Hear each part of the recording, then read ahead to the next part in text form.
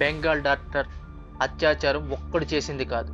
Post mortem report ఆధారంగా తన కడుపులో 150 ml స్పెర్మ్ ఉంది. అంటే ఇది ఎంత మంది కలిసి చేశారో అర్థమవుతుంది. తనకున్న గాయాలు చూస్తే అర్థమవుతుంది అది ఒక్కడు చేసింది కాదు అని. దాన్ని డైవర్ట్ చేయడానికే సంజయ్ రాయ్కి బాక్సింగ్ వచ్చు, సంజయ్ రాయ్ ఫోన్లో హింసాత్మకమైన సెక్స్ వీడియోస్ ఉన్నాయి అని ఇలాంటివన్నీ తప్పుడు కథనాలు ప్రచారం చేస్తున్నారు. దాని వెనుక చాలా పెద్దవాళ్ళే ఉన్నారు. అందుకే సంజయ్ రాయ్ తీస్తే ఉరి తీసుకోండి అనే వ్యాఖ్యలు చేశాడు. కాలేజీ ప్రిన్సిపాల్ చేసిన వ్యాఖ్యలు చూస్తే అర్థమవుతుంది. దానివల్ల వచ్చిన వ్యతిరేకత వల్ల ప్రిన్సిపాల్ రాజీనామా చేస్తే దాన్ని ఆమోదించకుండా వేరే కాలేజీకి ట్రాన్స్ఫర్ చేశారు. ఎందుకంటే దానిలో మమతా బెనర్జీ గవర్నమెంట్ ఇన్వాల్వ్ అయి ఉంది. సో అందుకే పోలీస్ వ్యవస్థ కూడా వాళ్ళకే సపోర్ట్ చేస్తుంది. ఇదంతా ఎందుకు చేశారు, దీని వెనుక ఉన్న అసలు కోణం ఏంటో ఇప్పుడు తెలుసుకుందాం. వీడియోలోకి వెళ్లే ముందు ఇంతవరకు మన ఛానల్ని సబ్స్క్రైబ్ చేసుకునే వాళ్ళు సబ్స్క్రైబ్ చేసుకోండి. బెంగాల్ డాక్టర్ అత్యాచారం వెనుక భయంకరమైన నిజాలు.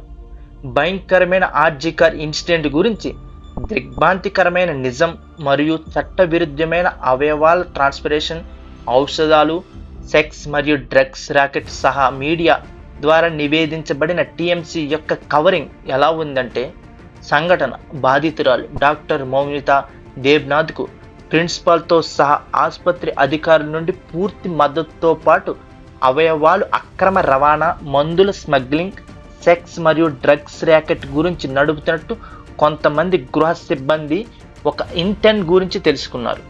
ఈ మహిళ అభ్యంతరం వ్యక్తం చేసింది, వాటిని బయట పెడతానని బెదిరించింది. గత 2 నెలలుగా ఆమెను అన్ని రకాలుగా వేధిస్తున్నారు. షాకింగ్ ఏంటంటే ఈ అక్రమ అవయవాల రవాణా, మందుల స్మగ్లింగ్, సెక్స్ మరియు డ్రగ్స్ ర్యాకెట్ గురించి వచ్చే డబ్బు మొత్తం టీఎంసీ నాయకుల జేబుల్లోకి వెళ్ళేది. ప్రిన్సిపాల్తో సహా ప్రతి ఒక్కరికి ఈ భాగంలో వారి వాటా వారికి ఉంది. అసలైన నేరస్తులు ఎవరంటే సంజయ్ రాయ్ ఒక బలి పశువు. ప్రస్తుతం అండర్ గ్రౌండ్లో ఉన్న టీఎంసీ నాయకుడు సోమన్ మహాపాత్ర కుమారుడు అర్షిన్ అలం, షాబాజ్ ఖాన్, గోళం ఆజం మరియు శుభాదీప్ సిన్హా. మహాపాత్ర నిజమైన మరియు ఆరోపించిన నేరస్తులను రక్షించడానికి తయారు చేయబడింది. మరో టీఎంసీ ఎమ్మెల్యే కుమారుడు ఆరోపణలు ఎదుర్కొన్నాడు, ఇంకా ధృవీకరించబడలేదు. ఎలా కప్పిపుచ్చారంటే కేసును ఆత్మహత్య కొట్టివేసిన ప్రిన్సిపాల్ నుంచి మొదలుకొని అసలు నేరస్తులు బయట పట్టుపడకుండా దర్యాప్తును అణిచివేయడానికి ప్రయత్నించిన పోలీసుల వరకు. ప్రిన్సిపల్ పరిపాలన, పోలీసులు, రాష్ట్రం యొక్క సమాచారం ప్రకారం ఈ భారీ రాకెట్ను కప్పిపుచ్చే ప్రయత్నంలో ప్రభుత్వం ప్రధాన పాత్ర పోషించింది.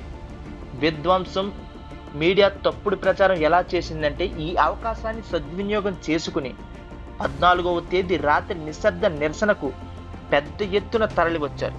అర్ధరాత్రి టీఎంసీ నియమించిన 7,000 మంది గూండాలు ఆర్జికర్ హాస్పిటల్లోకి చొరబడి అన్నింటినీ నాశనం చేశారు. ఈ అక్రమ స్మగ్లింగ్ రాకెట్లను సాక్ష్యం మరియు పోలీసులు సురక్షితమైన మార్గాన్ని అందించారు. ఆర్జికర్లో పోలీసులు అయిష్టంగానే నిరసనకారులకు భవనంలోకి ఎలా అనుమతించారు కొన్ని వీడియోస్లో మనం చూడొచ్చు. ఇది పోలీసుల దుర్వినియోగం కాదా, లేదా వారు నిరసనకారుల వలె మారువేషంలో ఉన్న కొంతమంది గూండాలను కళాశాలను దోచుకోవడానికి మరియు సాక్ష్యాలను ధ్వంసం చేయడానికి అనుమతించడానికి నిర్దిష్ట సమాచారం ఇచ్చారా?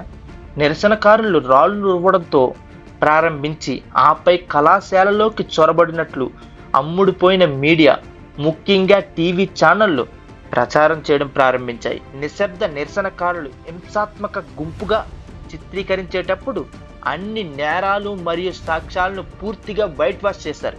ఇండియన్ మెడికల్ అసోసియేషన్ IMAలో కూడా జార్జ్ సోరోసిస్ మనుషులు ఉన్నట్లు సమాచారం.